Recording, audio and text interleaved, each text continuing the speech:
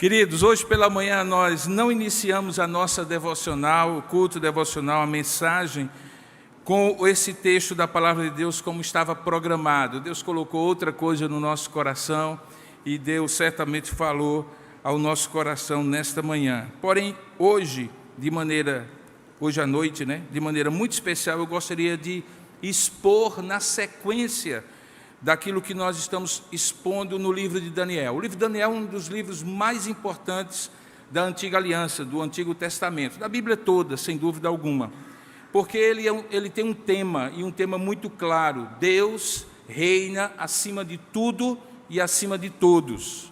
Esta é a mensagem de Daniel, que é dividida em duas partes. Na primeira, do capítulo 1 ao capítulo 6, que nós vamos encerrar hoje, Daniel conta uma série de relatos, e nesses relatos ele está diretamente envolvido. Alguns deles são contados na primeira pessoa do singular, é Daniel que está contando, e que, portanto, fazem parte desta temática, Deus demonstrando, através do testemunho do próprio profeta Daniel, que ele é aquele que reina sobre tudo e sobre todos.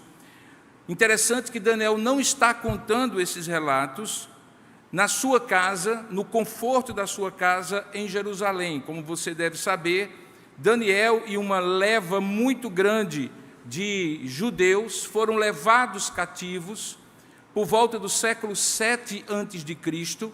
para a Babilônia.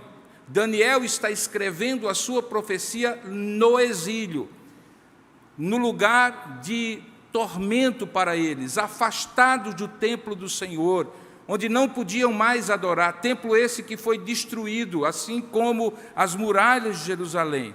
E apesar disso, entra rei, entra império, sai império. Daniel vai contando as suas histórias e a temática é a mesma. Deus reina acima de tudo, Deus reina acima de todos.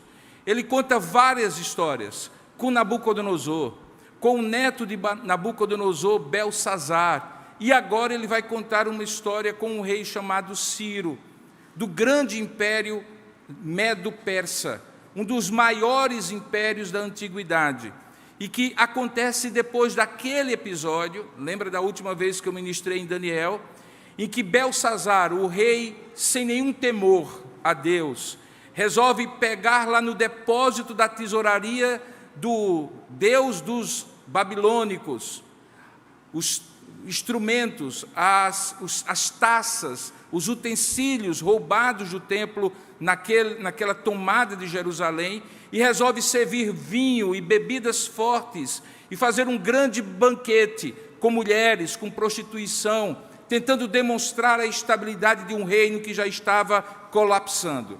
Naquela noite, de maneira misteriosa, uma mão aparece, e aparece ali escrita na antiga língua dos caldeus uma frase que significava que o reino de Belsazar havia sido pesado na balança do juízo de Deus, e ele havia achado em falta, e portanto o reino lhe seria tirado. Naquela mesma noite, Ciro, deste império emergente, enorme, forte, poderoso, chamado Império Medo-Persa, invade a Babilônia.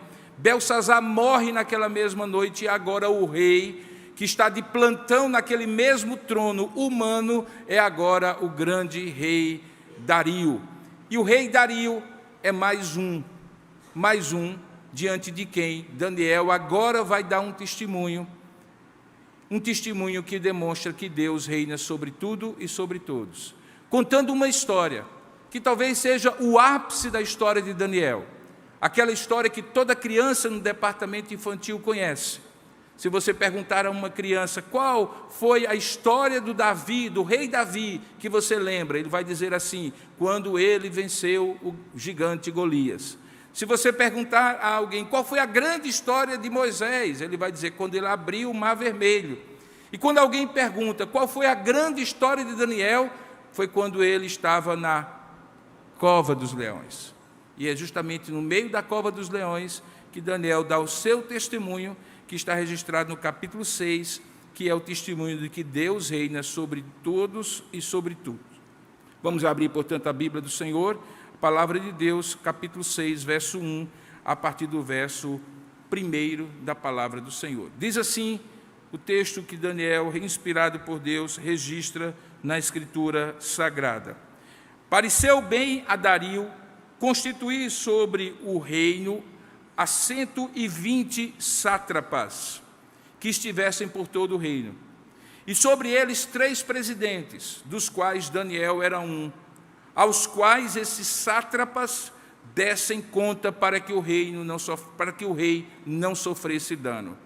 Então o mesmo Daniel se distinguiu desses presidentes e sátrapas, porque nele havia um espírito excelente, e o rei pensava em estabelecer Daniel sobre todo o reino. Então os presidentes e os sátrapas procuravam ocasião para acusar Daniel a respeito do reino, mas não puderam achá-la, nem culpa alguma, porque ele era fiel e não se achava nele nenhum erro nem culpa. Disseram, pois, estes homens: nunca acharemos coisa ou ocasião alguma para acusar a este Daniel, se não a procurarmos contra ele na lei do seu Deus. Que Deus abençoe a sua palavra lida. Continue com a Bíblia aberta, porque nós iremos prosseguir mencionando a Escritura Sagrada. Curva a sua cabeça nesse instante e peça a Deus a sua bênção. Ó Deus amado e querido Pai, nós louvamos e bendizemos o Teu nome, porque Tu és um Deus bom, que nos convoca no Teu dia, dia do Senhor, para estarmos aqui e Te adorar como povo do Senhor, povo da aliança. Agradecemos pelo privilégio que é estar na Tua presença e Te oferecer culto, mas também pelo privilégio de agora abrir a Tua palavra, que por si só é poderosa para já ir falando ao nosso coração somente enquanto a lemos. Mas agora, na exposição desta palavra, ajuda-nos pelo Teu Espírito a compreender a mensagem que o Senhor tem para cada um de nós, razão porque nos trouxe aqui para falar ao nosso coração. Por isso, ó Deus, abre o nosso coração, dilata o nosso coração, expande a nossa alma para absorver como terra revolvida essa semente abençoada da Tua palavra, e que ela produza frutos de confiança em Ti e de obediência a Ti. É assim que nós te oramos, em nome e para a glória do nosso Senhor e do nosso Salvador Jesus Cristo. Amém. Numa época em que o imperador não precisava liberar emendas do orçamento para conseguir apoio, porque não era uma democracia, nem tampouco havia o toma lá da cá dos dias atuais em muitos lugares do mundo, a primeira medida de Ciro foi dividir o seu reino em cerca de 120 regiões administrativas.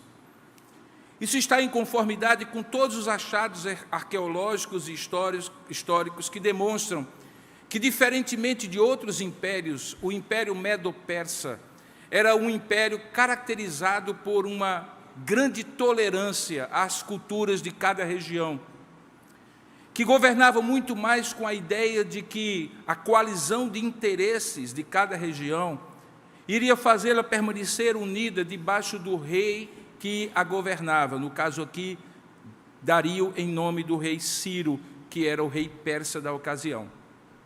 Por isso, a primeira atitude que ele faz é dividir aquele antigo império neobabilônico da época áurea de Nabucodonosor em 120 regiões.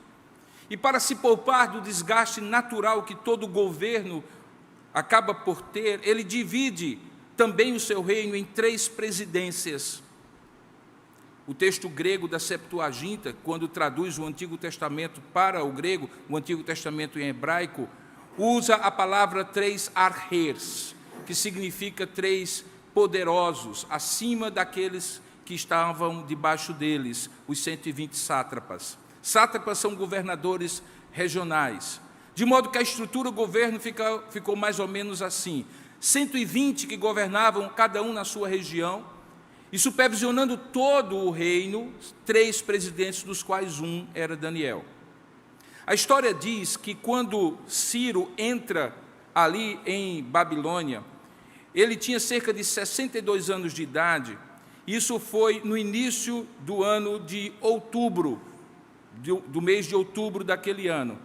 E pouco mais de 20 dias depois que ele toma o seu governo e começa a governar ali, ele morre. Ciro, então, o grande persa, o grande imperador persa, precisa tomar conta daquela região. E assim ele substitui Dario, que era, na verdade, um comandante com força dada por Ciro. Naquele pequeno período de tempo, por alguma razão que para nós parece misteriosa, se nós analisarmos do ponto de vista humano, um homem que não era da região, que era, na verdade, um exilado vindo de Israel, da terra de Judá, consegue captar a atenção do grande Dario e resolve ele dar um direito, dividido apenas com mais 2, de presidir sobre os 120 sátrapas. Como poderia se esperar, e você entende pelo texto que nós lemos, aquilo provocou muita inveja.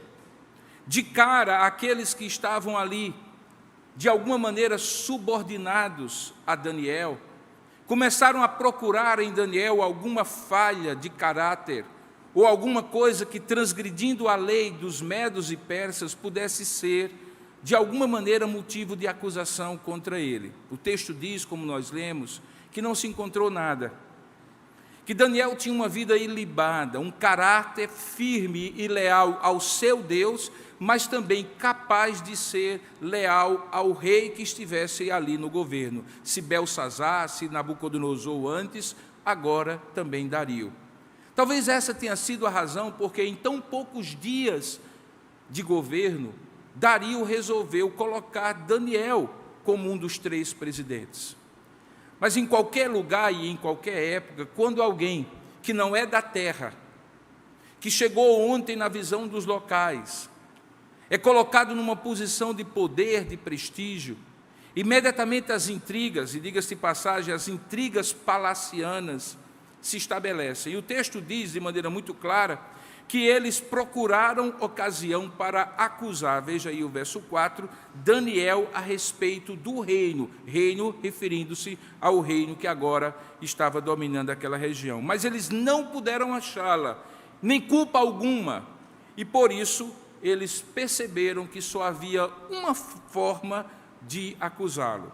E aqui está no versículo 5, com o qual nós parcialmente lemos o texto do capítulo 6. Diz que esses homens, então, disseram uns para os outros: nunca acharemos ocasião alguma para acusar a esse Daniel, se não a procurarmos contra ele na lei do seu Deus. Como eles poderiam achar na lei de Deus ocasião para acusar Daniel, se Daniel havia sido achado por eles mesmos fiel, leal ao reino, e como eles mesmos sabiam, também à crença ao único Deus verdadeiro, Jeová? Como colocar essas 2 fidelidades, essas 2 lealdades em conflito? Eles acharam uma forma em como fazer isso, e eu convido você a continuar a leitura a partir do verso 6. Então estes presidentes e sátrapas foram juntos ao rei e lhe disseram: ó rei Dario, vive eternamente. Era assim a saudação. Todos os presidentes do reino, os prefeitos e sátrapas, conselheiros e governadores concordaram em que o rei estabeleça um decreto. Isso era o que eles estavam dizendo a Dario. E faça firme a proibição, o interdito, de que todo homem que por espaço de 30 dias fizer petição a qualquer Deus ou a qualquer homem, e não a ti, ó rei, seja lançado na cova dos leões. Eles criaram, portanto, uma lei que tinha aparência de legalidade, e era legal, mas que tinha uma clara ilegitimidade, e que não era compatível com a cultura do Império Medo-Persa. Daí porque teria uma validade curta de 30 dias. Era uma lei de exceção, que proibia aquilo que os medo-persas tradicionalmente toleravam, que em cada região que eles dominavam no seu grande império, a religião do local ou de cada pessoa fosse tolerada. Nós encontramos aqui uma experiência muito antiga de uma quebra do direito à crença e à religião. E eles fazem isso dando uma aparência legal, mas claramente aquela lei era moralmente ilegítima. Por isso, teria uma duração de apenas 30 dias. Essa lei tinha um objeto em particular a quem atingir, e era Daniel. Porque eles sabiam, por entender que Daniel era íntegro na sua crença a Deus, que haveria imediatamente, quando a lei fosse promulgada, uma incompatibilidade entre a crença de Daniel e a obediência a Deus e ao seu reino eterno, e aquela lei que ele havia agora sido submetido como cidadão e principalmente como um dos 3 presidentes daquele reino. O texto continua dizendo que, por esta causa, verso 8, agora, pois, ó rei, sanciona o interdito e assina a escritura, para que não seja mudada, segundo a lei dos medos e dos persas, que não se pode revogar. E por esta causa, o rei Dario assinou a escritura e o interdito. Verso 10 diz que a reação de Daniel foi, no mínimo, inusitada, mas certamente não inesperada.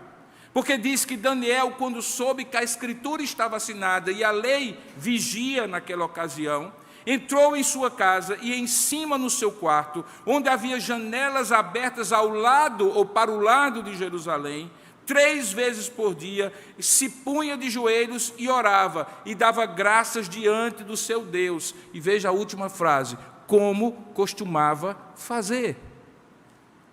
Não era uma afronta específica de Daniel a uma nova lei, mas era simplesmente a repetição do costume religioso e da crença de Daniel, que por 3 vezes ao dia interrompia todas as coisas que estivesse fazendo, voltava-se para Jerusalém e orava ao seu Deus. Diz o texto que aqueles homens foram então juntos, no verso 11, e tendo achado a Daniel a orar e a suplicar no seu ambiente privado, na sua casa, fazendo o seu culto individual, sem contrariar nada nem ninguém na sua crença, nem nas suas religiões que houvesse, quando eles entraram e viram Daniel desta maneira, aqueles homens, achando Daniel a orar e a suplicar diante do seu Deus, voltaram e se apresentaram, verso 12, ao rei, e a respeito do interdito real lhe disseram, ó rei, tu não assinaste, isso é coisa exatamente que fofoqueiro gosta de fazer, não assinaste o interdito, que por espaço de 30 dias, todo homem que fizesse petição a qualquer Deus, ou a qualquer homem, não a ti, ó rei, fosse lançado na cova dos leões? A resposta era óbvia, e o rei disse, essa palavra é certa, e isso está decidido, porque na lei dos medos e persas é prego batido e ponta virada. É a versão nordestina de que na lei dos medos e persas nada pode se revogar. No verso 3, eles então lançam a acusação. Então responderam ao rei, dizendo o seguinte, esse Daniel, e veja a xenofobia que estava implícita na expressão que eles usam, a fobia, a aversão ao estrangeiro, diz que não é esse o Daniel que dos exilados de Judá não faz caso de ti, ó rei, nem do interdito que assinaste, antes 3 vezes por dia faz a sua oração. E ali estava posta a situação.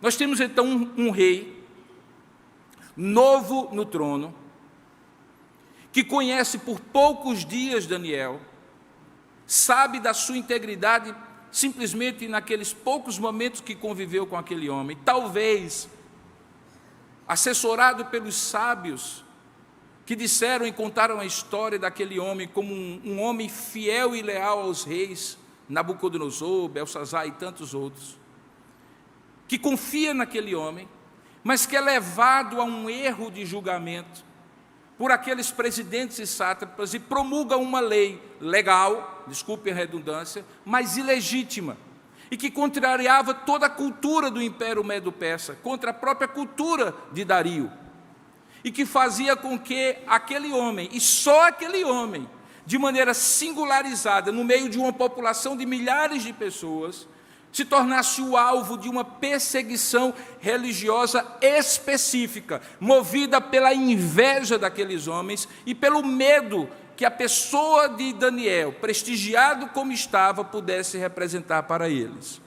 É nesse contexto que toda a história a partir daí se desenrola, para demonstrar uma única tese, a mesma do capítulo 1 ao capítulo 5, que Deus é o que reina sobre tudo e sobre todos.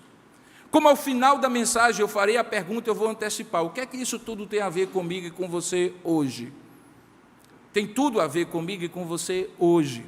Na verdade, tem tudo a ver comigo e com você, e com todo homem e com toda mulher temente a Deus, em qualquer tempo, em qualquer hora, que vive de alguma maneira, fielmente, a sua fé e a sua crença, seja quem for o rei que estiver no poder, mas principalmente quando esse rei for induzido por outros, ou tiver no seu coração a falta do temor a Deus e promulgar leis que cesseiem a sua liberdade e a sua crença.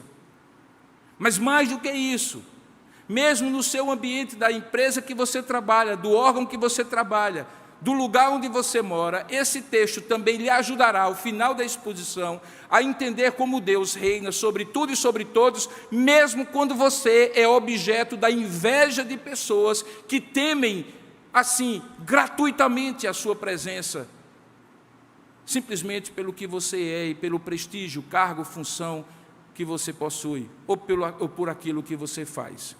Seja num contexto geral, político, religioso, ou no seu contexto local, familiar, pessoal, esse texto nos ajuda a compreender como Deus continua como aquele que reina sobre tudo e sobre todos, mesmo quando pessoas invejosas resolvem se opor a você, lhe acusar de maneira ilegítima e perseguir você. Claro que você pode não estar vivendo isso hoje, você pode ter vivido isso no passado e certas memórias muito dolorosas chegarem à sua mente. Mas também pode ser que você viva essa realidade no futuro. E, para tanto, eu gostaria de dar para você alguns princípios que nesse texto deixam claro como a gente consegue perceber essas verdades de uma maneira diferente, dessa maneira, como Deus reinando sobre tudo e sobre todos. Primeiro aspecto. Fica claro que aquele que Deus resolve destacar em qualquer lugar e por qualquer motivo, em determinado tempo e lugar, e para determinados propósitos, sempre será alguém destacado por Deus como servo e serva dele. É Deus que coloca você nos lugares que você está. É Deus que colocará você nos lugares em que você estiver. É Deus que abre portas e você, crendo na providência divina, entra por elas e assume posições, cargos, funções, recebe determinados privilégios, é singularizado diante dos demais, por obra da soberana vontade e graciosa vontade de Deus sobre a sua vida. Sabe por quê?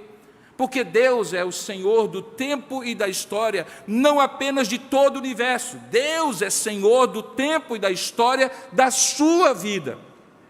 É Ele quem coloca você no lugar que Ele quer colocar. Não é o homem, não é o rei da ocasião, não é a sua competência, embora você possa ser certamente competente. É Deus que diz a alguém: venha e vai ser você, e não esse. Vá você e não o outro. Coloco você agora nesse lugar porque eu quero. Deus é o Senhor do tempo e da história.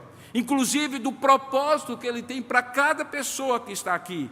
Especialmente quando esta pessoa, como você, é servo ou servo dela. E que disse um dia para Deus: Senhor, o Senhor é o Senhor da minha vida. Eis aqui a minha vida. Envia-me a mim. Eu estou à tua disposição. E Deus, então, no seu propósito santo, coloca você fazendo aquilo que Ele quer que você faça, e, portanto, você está porque Deus quer que você esteja. Daniel entendeu isso logo cedo. No capítulo 2, no versículo 20, se você abrir a sua Bíblia e pesquisar, Daniel já faz uma oração muito famosa, quando ele louva a Deus pela interpretação daquele sonho de Nabucodonosor, sempre daquele sonho, que Nabucodonosor nem lembrava o que tinha sonhado, e perguntou aos magos e feiticeiros da sua corte, para que eles dessem a interpretação, e eles, de maneira muito natural, disseram, então conta o sonho, e Nabucodonosor disse, eu me lembro, eu quero é que vocês lembrem do sonho que eu tive e ainda interpretem. E obviamente que nenhum deles pôde, então chamaram Daniel, e Daniel foi capaz, pela sabedoria de Deus, de saber o sonho que só o Nabucodonosor tinha sonhado e interpretá-lo. No momento que isso acontece, Daniel, no versículo 20, faz uma oração belíssima que demonstra esse fato de que Deus é quem resolve, e quando resolve destacar alguém, é Ele que o faz para determinado propósito. Veja o que é que diz o verso 20.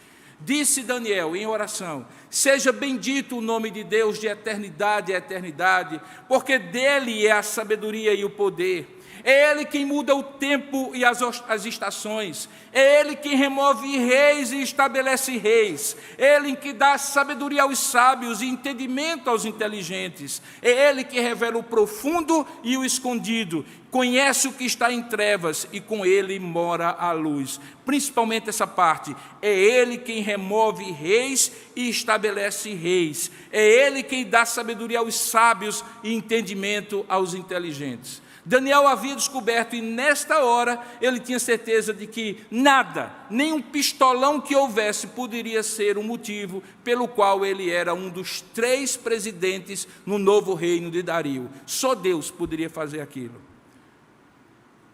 Que isso fique claro. Não se envergonhe, não se intimide, não duvide que você só está no lugar que você está porque foi Deus que colocou você lá. Portanto, quando vier a oposição, como virá, fique firme, porque Deus é que colocou você. Se Ele quiser tirar, Ele vai tirar, mas não a mão do homem. Segundo, ao reinar sobre tudo e sobre todos, Deus frequentemente usa homens poderosos, e por isso coloca no lugar certo, e circunstâncias extraordinárias para cumprir o seu propósito. E Ele faz isso de 2 maneiras.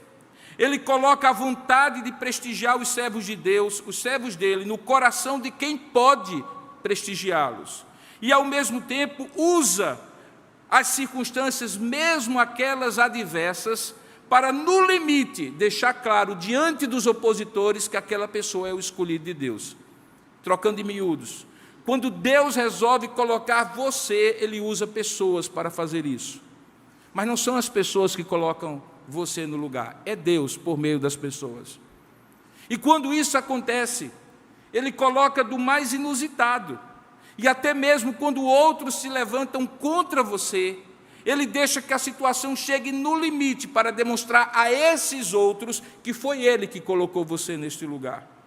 Observe que Deus aqui no texto está usando Dario para cumprir o seu propósito, desde o começo até o fim desse episódio. Veja no verso 3. Veja qual era a intenção de Dario.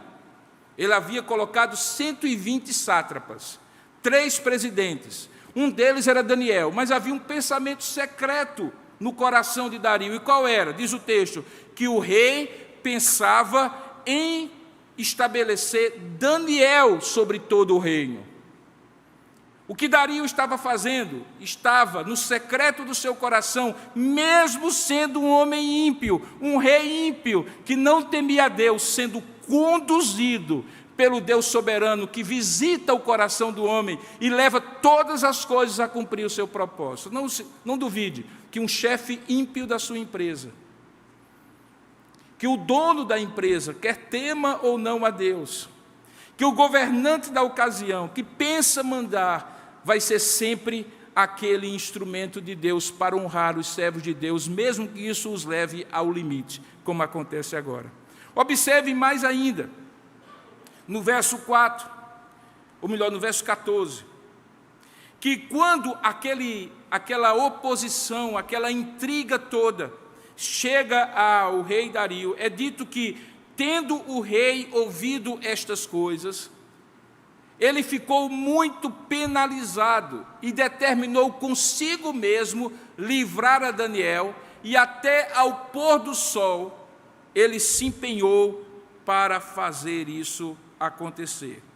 A pergunta que eu me faço é: quem, como um rei, se comprometeria a tal ponto por um estrangeiro e demonstraria tanta vontade em livrá-lo de um decreto que ele mesmo tinha assinado, se não fosse conduzido por Deus?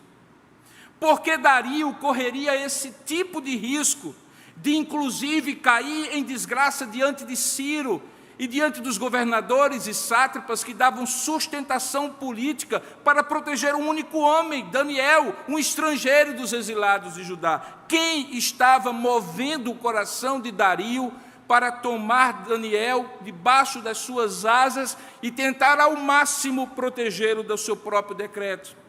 Por que Dario faria isso, irmãos, se não fosse por uma ação de Deus movendo o coração de Dario, mesmo que ele não tivesse consciência de que era movido por Deus? Quando Daniel comparece diante de Dario e recebe a sentença ato contínuo, o próprio Dario então desejou o livramento sobrenatural de Daniel. Um homem que não temia a Deus, diz exatamente aquilo que está no verso 16.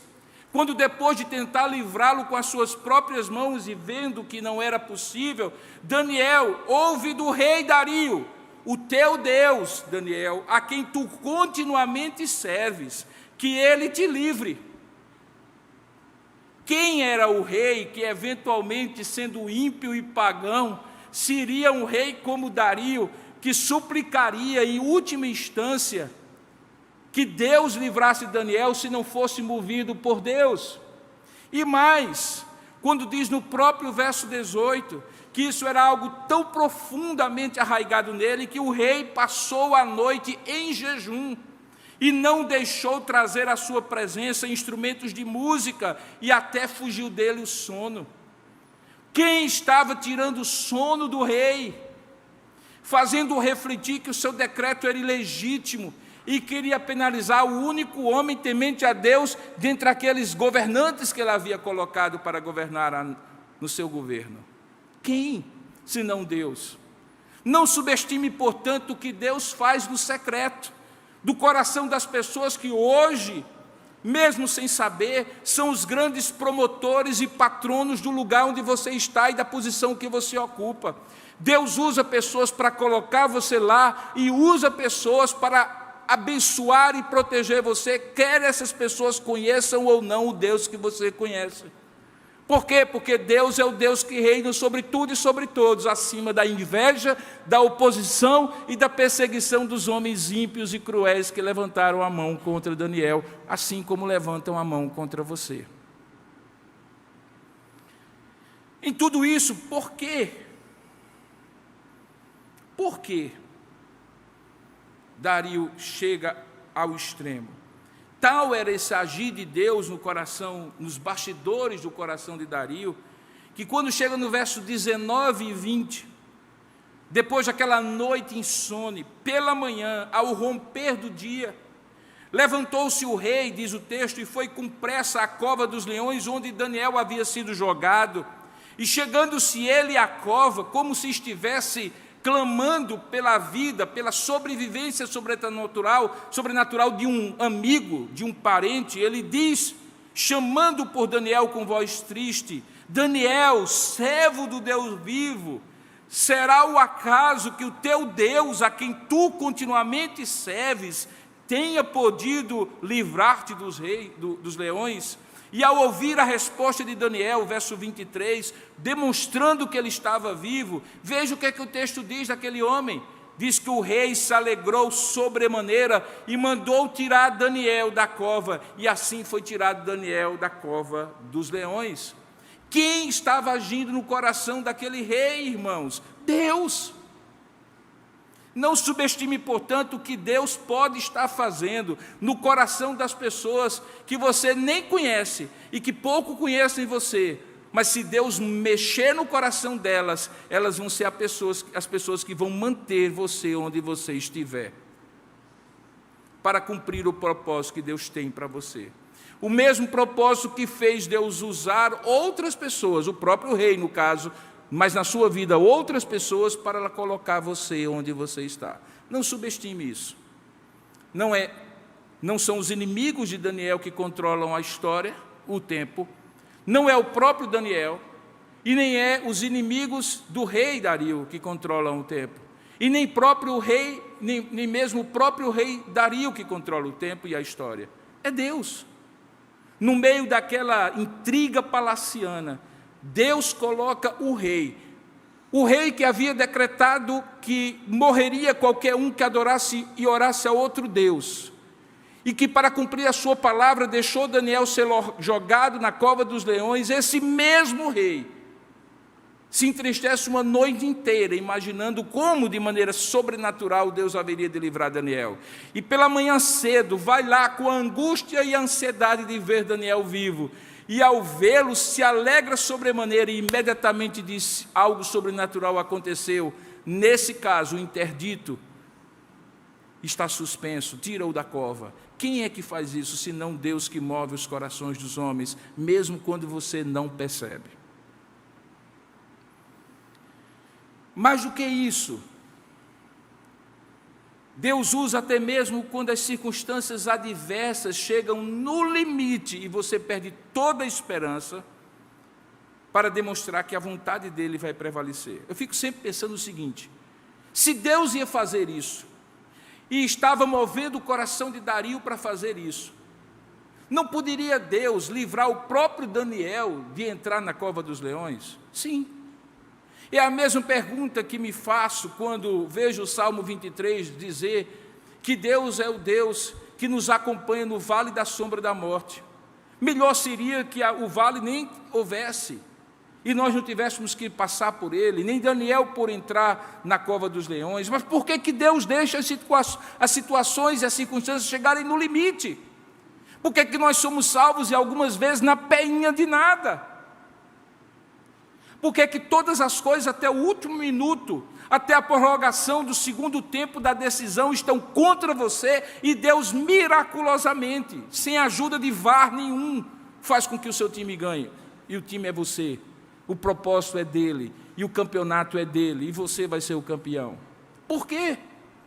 Porque ele é o Senhor do tempo e da história, porque ele é o Deus que reina sobre tudo e sobre todos, porque ele é o Deus que deixa as circunstâncias chegarem ao seu limite, mas não lhe abandona, nem mesmo quando você está na cova dos leões, seja ela qual for.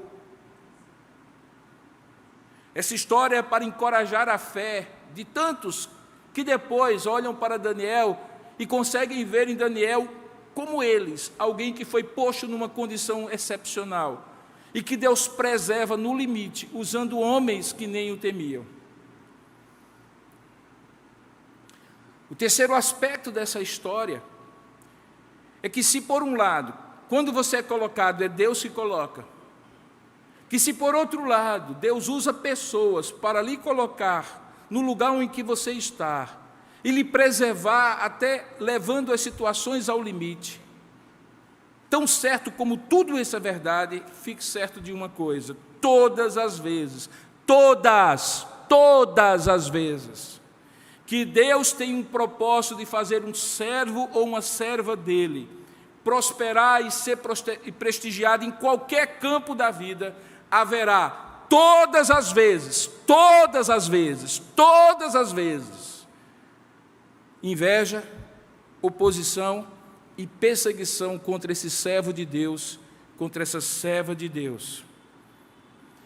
E, paradoxalmente, algumas vezes, vindo até mesmo de outros servos de Deus, levados por motivos carnais e fazendo fogo amigo contra aquele servo de Deus que foi colocado ali para tentar derrubá-lo.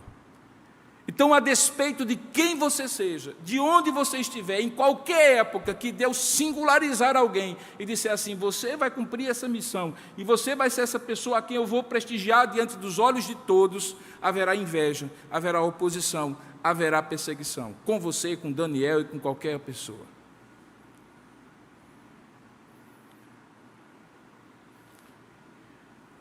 Qual é a diferença aqui de Daniel?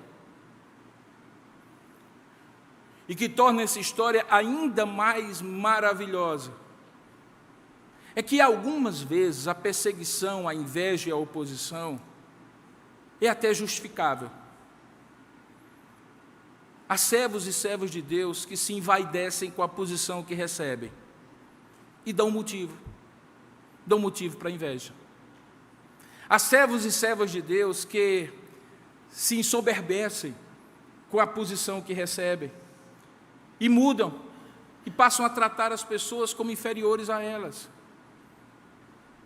Nesses casos até justificaria a inveja, a oposição e a perseguição. Pedro estabelece a diferença da perseguição em duas categorias: aquelas que nós, não dando motivos, somos perseguidos, e aquelas que damos motivos e somos perseguidos pelos males que cometemos. E ele distingue e diz assim: aquelas que Deus livra pelos motivos que nós não demos, é motivo de alegria passar por essa perseguição, porque o livramento de Deus virá. Mas aquelas que dão motivos, a disciplina de Deus virá sobre o servo e sobre a serva. Porque Deus é Deus justo. E não é porque alguém foi destacado, posto em determinada posição, que ele passará pano às atitudes de vaidade, de soberba, que essa pessoa haverá de cometer. Mas esse caso é inusitado, porque Daniel se encaixa na primeira categoria. Veja novamente o que é que diz o verso 4. Diz que os presidentes e os sátrapas procuravam ocasião. É a mesma expressão que lá no Novo Testamento é dita acerca dos sumos sacerdotes e autoridades do templo, que procuravam ocasião para acusar Jesus. E da mesma maneira que eles fizeram lá, aqui, eles fazem uma torcedura de leis e testemunhos falsos e coisas geradas no inferno e orquestradas por eles com a mente diabólica de quem está tomado pela inveja, pela oposição e pela perseguição, e eles então, não achando nenhuma culpa, nenhum erro, porque Daniel era um homem fiel e íntegro, eles mudam a lei para prejudicar Daniel. Apesar de dizerem: nunca acharemos coisa alguma para acusar a este Daniel, eles perpetram uma armadilha. Eles fazem algo que, se eles fizerem com você, dê glória a Deus. Se a inveja e a oposição contra você usar o mesmo estratagema, a mesma armadilha, dê glória a Deus. Porque o que é dito aqui, olha: nunca acharemos ocasião alguma para acusar a este Daniel, se não a procurarmos contra ele na lei do seu Deus. Em outras palavras, só tem um jeito de pegar esse homem: é fazê-lo ter que tomar uma decisão entre ser obediente à lei do seu Deus ou quebrar a lei dos homens. Veja como isso tem algo verdadeiro, implícito nessa frase. Esse homem é tão fiel, tão leal, que só tem um jeito de fazê-lo pecar contra a lei dos homens: é se ele tiver que optar pela lei de Deus. É exatamente o que acontece no capítulo 3 de Atos, quando o Sinédrio manda Pedro e João, que haviam acabado de curar aquele homem que era coxo de nascença na porta formosa do templo, pararem de falar do que havia acontecido. E eles dizem assim: como nós poderemos deixar de falar do que temos visto e ouvido que Deus tem feito? Convém mais obedecer a Deus do que aos homens. Todas as vezes que você for posto assim, dê glória a Deus. Significa que as pessoas estão olhando para você e dizendo assim: esse homem, essa mulher é tão fiel a Deus, que ele tiver que decidir entre ser infiel a Deus e locupletar-se aqui com essa trama, ele vai preferir ser fiel a Deus e sofrer as consequências de descumprir essa trama. E é isso que acontece. Sabe, irmãos, frequentemente nós percebemos que o que move pessoas a fazerem um mal a você é a inveja, é o medo do poder, no caso aqui que Daniel tinha e que poderia ter ainda mais. Mas o que foi que Daniel fez contra eles? Nada. Qual era o risco que eles corriam baseado no histórico de Daniel nos outros reinos? Nenhum. Mas isso é inveja, irmãos. Inveja não precisa de motivos para existir. Alguém já disse para você, para mim, e eu repito para você. Só tem um jeito de você se livrar da inveja. É você não sendo nada, não falando nada, não fazendo nada. É você não existindo. Se você não falar nada, não fizer nada, não for ninguém, ninguém vai lhe invejar, porque ninguém joga pedra na árvore que não dá fruto. Toda inveja é gratuita. Porque, na verdade, o que deveria existir no coração do homem, quando visse alguém, por algum motivo, sendo alçado a uma posição de prestígio, podendo adquirir algo com o esforço do seu trabalho, é que ao invés de dizer que ele era um ladrão, que ele não merece, ou qualquer outra artimanha que às vezes a língua humana urde, é que o coração dessa pessoa se alegrasse, porque não deveria existir coisa mais gloriosa no coração do homem do que se alegrar com a prosperidade alheia. Na verdade, isso é um dos traços mais nobres de um caráter maduro, é quando você consegue se alegrar com a prosperidade dos outros. Mas a inveja não. Os inimigos invejosos de Daniel já tinham um plano, e o plano era derrubá-lo, fosse pelo motivo que fosse. Aquela lei era apenas um pretexto, sob medida, para eles perseguirem um homem fiel e leal, usando o aparato de uma lei ilegítima, embora legal. Agora, a reação inesperada de Daniel foi tão pura quanto foi ingênua a mentalidade de Dario em escrever aquele decreto sem perceber que iria penalizar um dos seus presidentes. Veja que no verso 10, Daniel, pois, quando soube, e se coloque, por favor, no lugar de Daniel, uma nova norma no seu trabalho, diz que se você for pego lendo a Bíblia em um momento do expediente, nem que seja por um minuto sequer, você será punido. Que se você falar o nome de Deus lá no ambiente da empresa, você será posto para fora por assédio moral, por estar impondo a sua visão religiosa sobre os seus colegas de trabalho. Que você não invente no final do ano, na confraternização, pedir a atenção das pessoas e na sua palavra de gratidão pelo ano que está acabando, mencionar o nome de Deus. Ou qualquer coisa parecida. O que você faria? Talvez você fizesse algo que nós chamaríamos de prudente. Não vai fazer diferença nenhuma, né? Se eu deixar para ler a Bíblia em casa. Não vai fazer nenhuma diferença se eu apenas disser assim, foi muito bom e devemos ser gratos à vida pelo que ela nos deu no ano, sem mencionar o nome de Deus. Mas Daniel era tão puro na sua fidelidade, que ele fez o que ele sempre fez. Diz o texto que Daniel, quando soube que a Escritura estava assinada, ele disse assim, olha, eu estou aqui porque foi Deus que colocou. Não foi esse Deus, não foi esse rei, nem os sátrapas, nem os presidentes. Se eu tiver que agradar, eu vou agradar a quem me colocou. Se eu tiver que ser fiel, eu vou ser fiel a quem me colocou. E se eu tiver que sofrer por causa disso, o Deus que me colocou é o mesmo Deus que vai me tirar, porque o tempo acabará. Eu sei que eu entrei e que em algum momento eu vou sair, está na mão de Deus. Ele não se apegou. E diz o texto que ele, quando soube que a Escritura estava assinada, ele entrou em sua casa. Não fez isso no palácio do rei, porque seria uma afronta. Não fez isso no meio da rua, porque seria uma afronta. Mas ele na sua casa, lá no seu quarto de cima, onde havia janelas abertas, e as janelas estavam abertas, o que permitia que todos vissem, portanto não era nada escondido, ele não fechou porta, nem fechou janela, e disse assim, eu vou agora fazer de maneira secreta. Ele fez como sempre fazia, 3 vezes por dia, no dia seguinte ao decreto, ele se pôs de joelhos e orava e dava graças diante de seu Deus, e a última frase é realmente maravilhosa, como costumava fazer.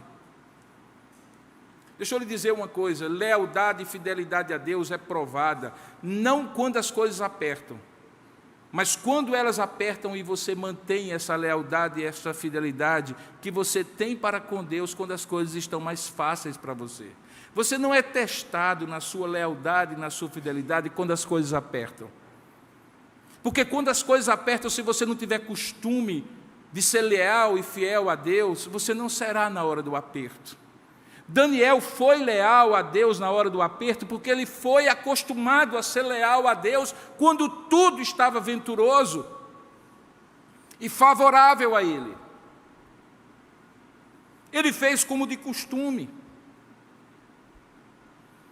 Daniel não estava propositadamente afrontando, mas Daniel sabia que teria consequências. No verso 11 a 13 que nós lemos, eles trazem a acusação. E Daniel é jogado na cova dos leões. O que ainda não lemos e que nós vamos ler agora é o final dessa história, que não necessariamente será sempre o final da história de homens e de mulheres de Deus que são perseguidos a ponto de serem jogados em covas de leões. É bom lembrar que milhares de cristãos morreram na boca dos leões no Coliseu Romano.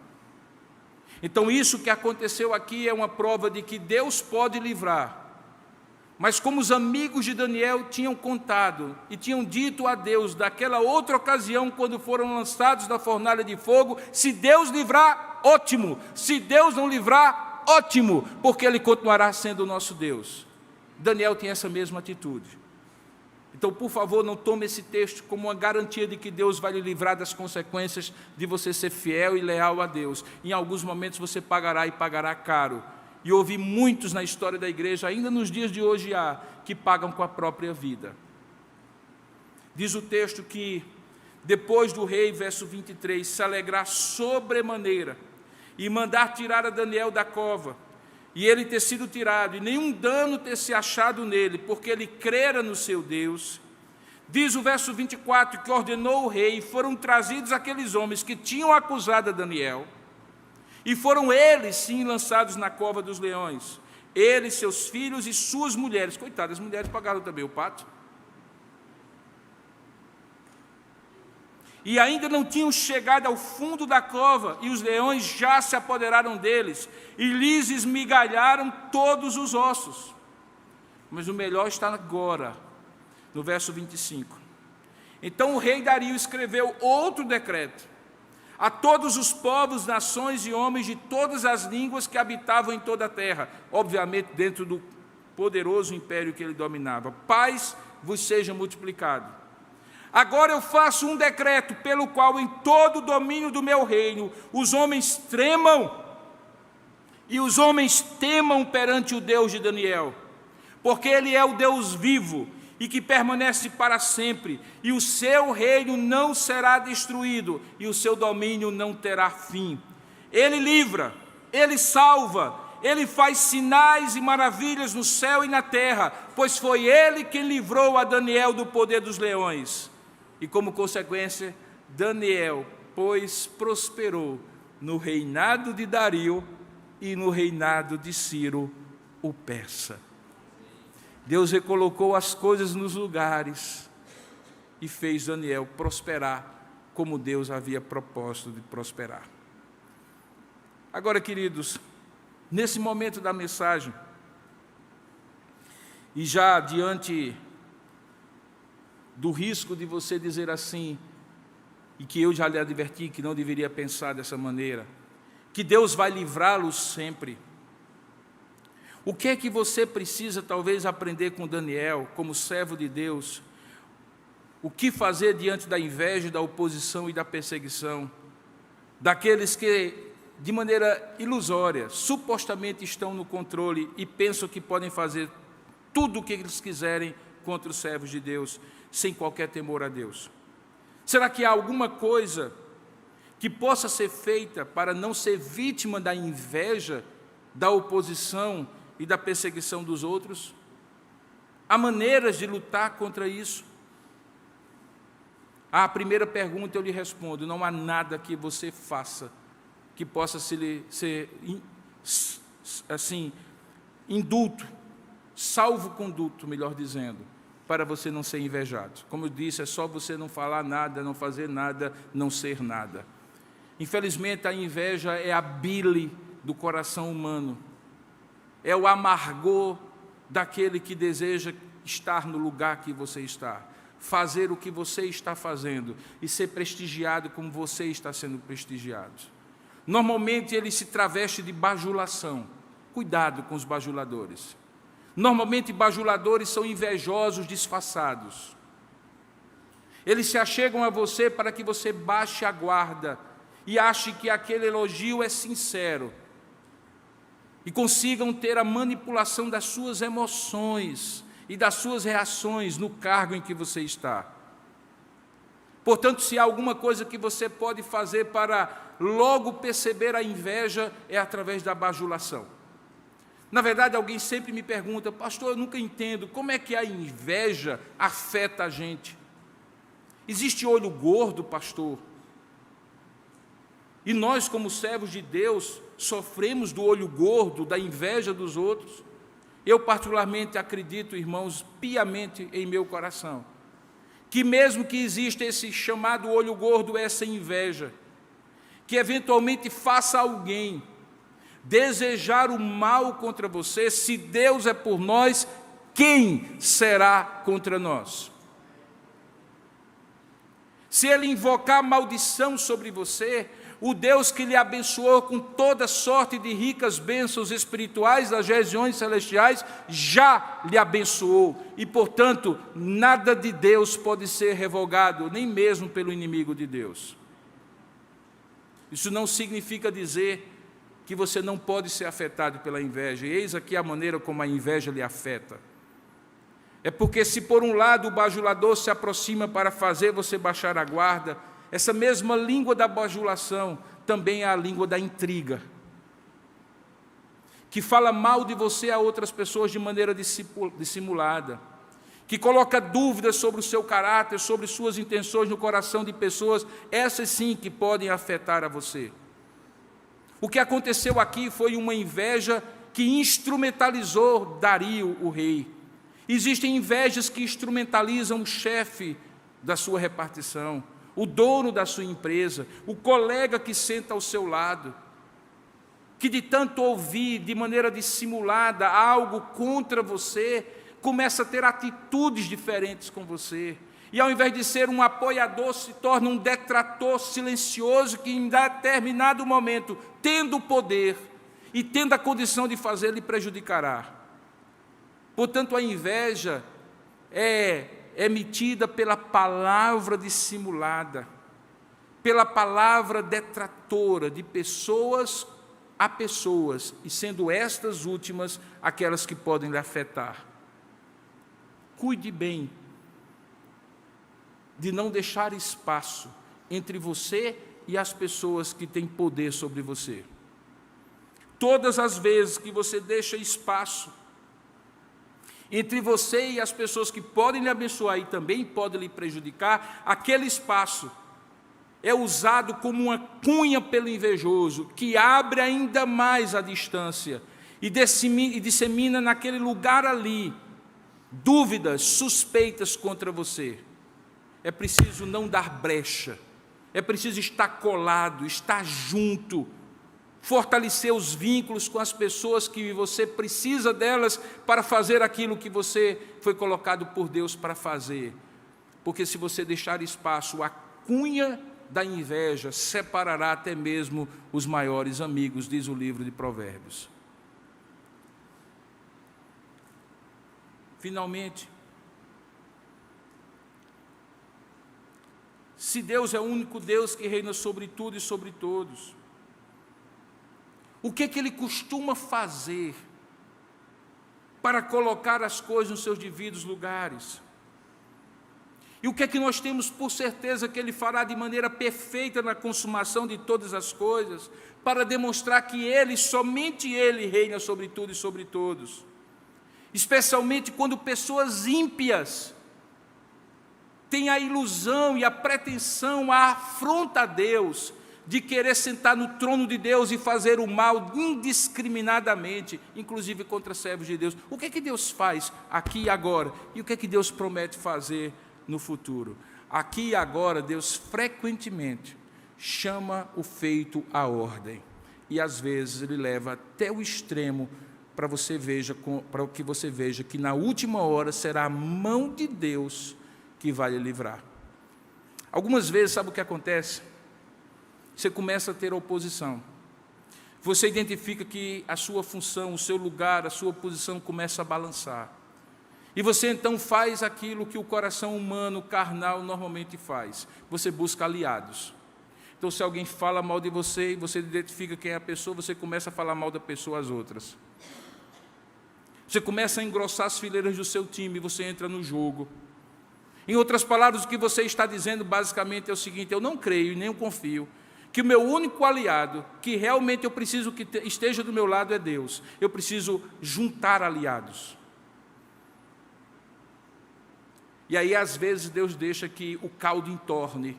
Os seus aliados não serão tão fortes como você imagina. Você não conseguirá manipular as circunstâncias como os outros manipularão. Ou então manipularão a força do comprometimento do seu caráter, ao custo de você deixar de ser quem você é, e se tornar alguém ímpio também, vingando-se do invejoso, e pagando o mal como o próprio mal, e se tornando como eles. O que é um efeito deletério, terrível da inveja, é quando ele torna você alguém vingativo, que paga o mal com o mal. E às vezes Deus deixa tudo isso passar, a coisa correr, a maldade que os outros fazem com você e a maldade que você retribui aos outros. E em tudo isso você percebe que o jogo está correndo, e você talvez esteja ganhando em um momento, perdendo no outro, e Deus deixa a coisa correr, até que chega um ponto que você é jogado na cova dos leões. E aí não tem mais aliado, nem o próprio rei conseguiu lhe livrar. Ele no máximo chora ao pé da cama, pensando que poderia não ter decretado o decreto que decretou, mas retarde, você é quem está na cova dos leões. O que é que Deus faz? Deus fecha a boca dos leões, coisa que só Ele pode fazer. E você passa a noite inteira, eu fico imaginando a noite de Daniel, irmãos. Eu gosto muito das ilustrações, das histórias infantis do departamento infantil. De vez em quando você dá uma olhadinha lá para você ver como é que as pessoas imaginaram aquela noite. Tem alguns que desenharam aquela noite, Daniel, impávido colosso, fortão, no meio dos leões, os leões magrinhos, coitados, com uma fome desgramada, mas todos afugentados, porque tem um halo de glória, de força ao redor de Daniel. Não sei se foi assim não, irmãos. Cada minuto que passava, Daniel orava e dizia assim: 1 minuto a mais, Senhor, que esses bichos fiquem quietos. Às vezes a gente romantiza a história, mas foi uma noite de confiança misturada com desespero, irmãos. Ele orava a Deus e ao mesmo tempo ficava olhando para o leão, um olho no peixe e um olho no gato. Ele ficava certamente em alguns momentos dizendo assim: será que Deus vai fazer a obra completa, ou só vai me dar um tempo para, quem sabe, eu glorificar o teu nome aqui no meio da história e todo mundo ouvir o teu nome sendo glorificado, mas no final o leão vai me comer de qualquer jeito.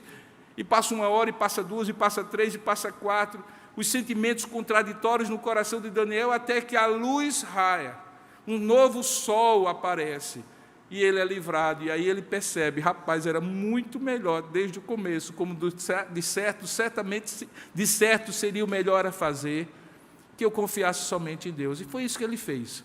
Não é necessariamente aquilo que nós fazemos.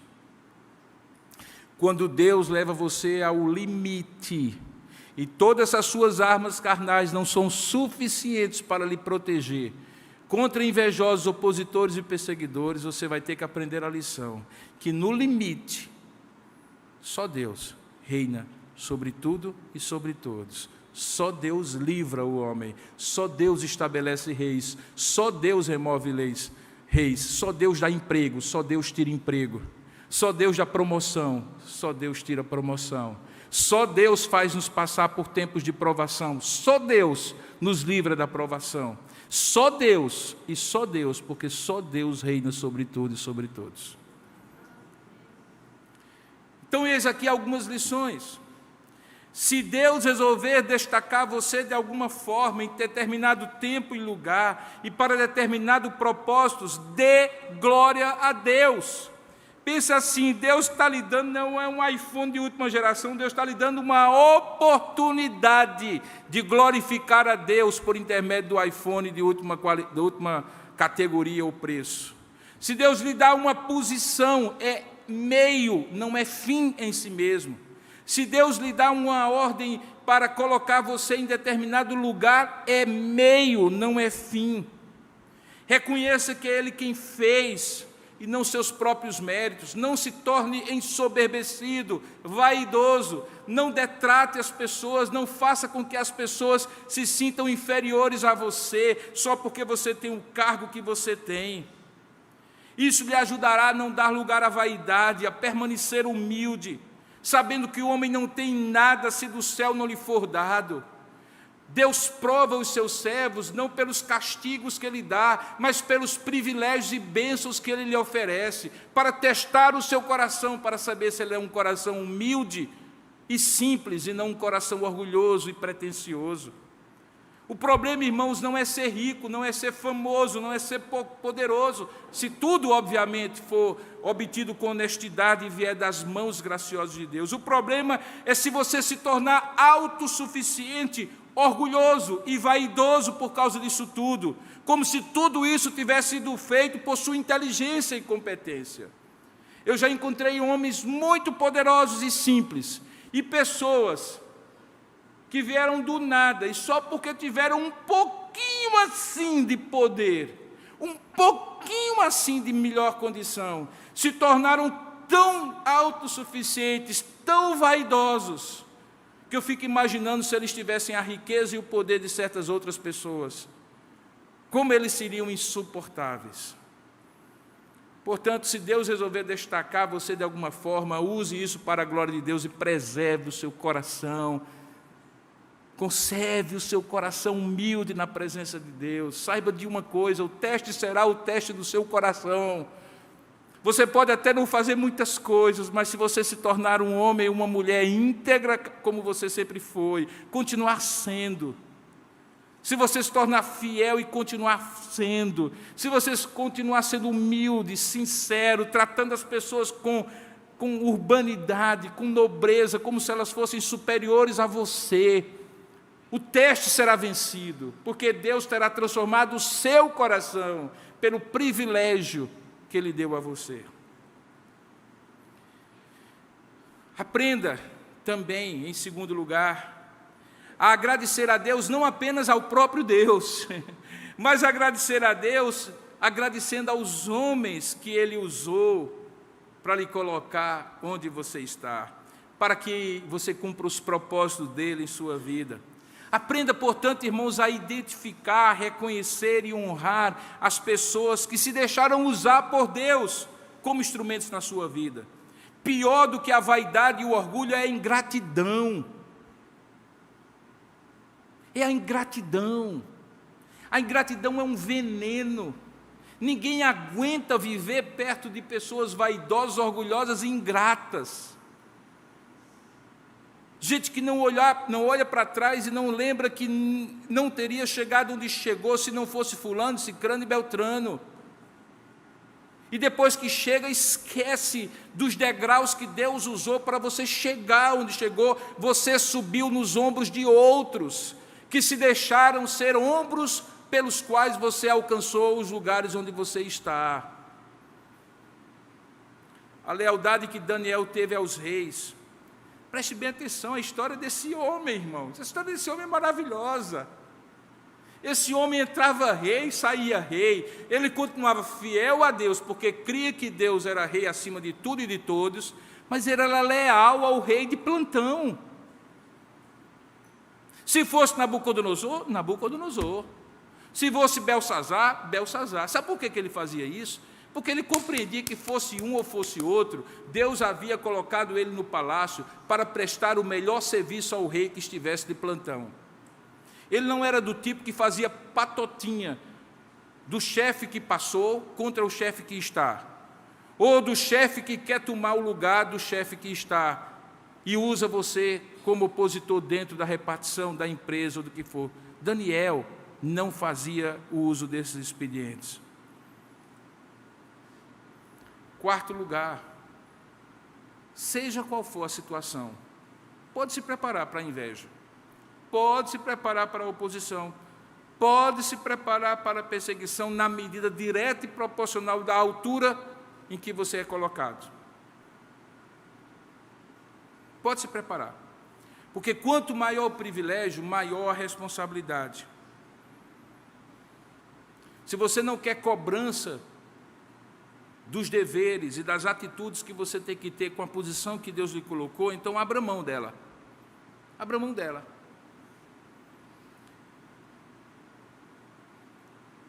Não dê motivos, não dê brechas para lhe acusarem com qualquer coisa. Se todos podem fazer, você não pode. Você não pode. Não, mas todos fazem, mas você não. Mas todos se aproveitam, mas você não. Por que você não? Porque você não é você, meu camarada. Você é representante do Deus que Ele colocou lá. Você é o embaixador naquela empresa. Você é o embaixador naquela repartição. As pessoas devem olhar para você, e diz o texto da Sagrada Escritura, Jesus falando no Sermão da Montanha, olhar para você e ver as suas boas obras e glorificar ao Pai que está nos céus. Eu sempre imagino que às vezes Deus não coloca você ou eu ou qualquer um de nós em determinada posição, porque Ele sabe que nós não estamos preparados para essa posição, e a vergonha do seu nome será maior, quanto maior for a posição que você estiver, sem estar preparado para ela. Às vezes a gente não para pensar, por que outro foi colocado e não eu? Porque Deus preparou o outro de maneira secreta no coração e no caráter dele. Porque nem sempre alguém é colocado na posição que você desejava pela competência dele, mas pelo propósito e pelo caráter que Deus forjou no interior do coração dele. Mas prepare-se, porque se você for colocado, você apanhará se não fizer nada de errado, apanhará se fizer alguma coisa errada. E se fizer certo, apanhará também, porque o povo sempre terá algum motivo para bater em você, seja você quem for, esteja você onde estiver. Agora, concluindo, enfim, a minha mensagem. Lembra que no início eu falei que a história de cada servo, de cada serva de Deus, tem um ápice que a gente logo se lembra. Lembra? Eu lembrei falando sobre Davi e Golias, Moisés e o Mar Vermelho, e aqui Daniel e a Cova dos Leões. Mas eu fico pensando no maior personagem de todos, o centro da história da redenção, que é Jesus. Qual foi o ápice da história dele? Quando foi que Deus demonstrou ser o Deus que reinava sobre tudo e sobre todos, inclusive na história do seu Filho encarnado? Sem dúvida alguma, foi naquele período de 3 dias entre a morte e a ressurreição. E as semelhanças estonteantes entre a história de Daniel e a história de Jesus. Jesus também foi falsamente acusado. Homens invejosos também colocaram armadilhas contra Jesus. Ordens de morte também foram decretadas contra Jesus, mas o desfecho foi diferente. Daniel foi livre ali naquele dia. Os acusadores foram punidos com a mesma sentença que estava decretada contra ele. E no final Deus demonstrou que reina sobre tudo e sobre todos. Mas Cristo não foi livre da morte, como Daniel foi. Observe que no caso de Daniel, sobre todos, Deus demonstrou de um dia para o outro, com uma noite no meio, que Ele reina sobre tudo e sobre todos. Mas no caso de Jesus, da mesma maneira como Dario não podia revogar o decreto, o Pai não podia decretar de maneira diferente de que toda alma que pecar, essa será punida. A diferença era que Jesus era perfeito, era realmente íntegro, era realmente puro. Por que então ele morreu? Porque você é que deveria ter morrido no lugar dele. A grande história da redenção é que ele faz exatamente o contrário que fez com Daniel. Daniel, de certa maneira, é um tipo de Cristo no sentido inverso. Daniel é aquele que não é livre da morte. Daniel é livre da morte, Jesus é aquele que não é livre da morte. Por quê? Porque pela morte de Jesus você é quem teria vida. Ele é o nosso substituto. E quando ao terceiro dia Deus de fato ressuscita dentre os mortos, livrando das garras, não de leões, mas da própria morte, Deus demonstrou também que reina sobre tudo e sobre todos, especialmente na vida daqueles que confiam os seus pecados aos cuidados de Jesus, que morre em seu lugar. A coisa mais maravilhosa da história de Jesus é que, diferentemente de Daniel, ele morre, mas recebe também o privilégio que Daniel não recebeu. Ele ressuscita ao terceiro dia, para vencer um inimigo que não tinha garras de leões, nem dentes de leões, para vencer a própria morte. E quando ao terceiro dia ele ressuscita daquela tumba, ele garante a você e a mim que a morte já não tem poder sobre mim e sobre você. Por isso ele diz: eu sou a ressurreição e a vida. Quem crê em mim, ainda que esteja morto, viverá. Crês tu isto?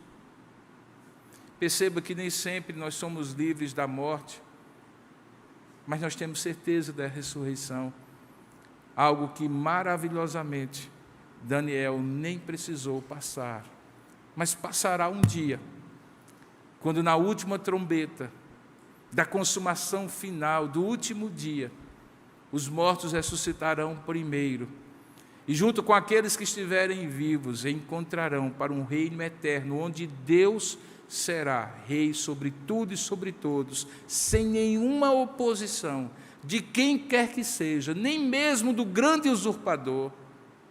Nós estaremos com ele, reinaremos com ele, e perceberemos que esse rei é bom, além de ser todo poderoso, é gracioso, além de ser Deus todo justo, todo santo e todo puro.